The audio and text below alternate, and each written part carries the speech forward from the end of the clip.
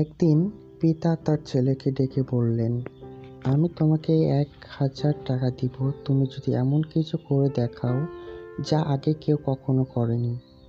তখন ছেলেটি নীরবে বসে থাকলেন এবং ভাবতে লাগলেন 24 ঘন্টার ভিতরে পিতাকে উত্তর দিতে হবে।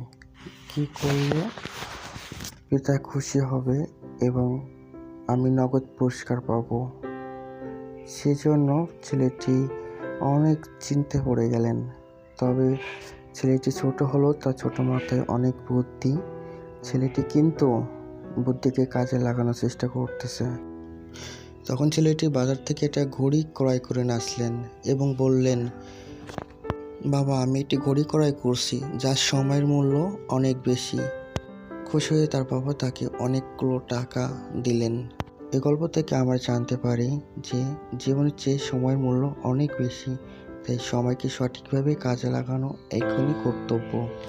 তো বন্ধুরা, ভিডিওটি ভালো লাগলে অবশ্যই চ্যানেলটা সাবস্ক্রাইব করে পাশে থাকবেন। ধন্যবাদ।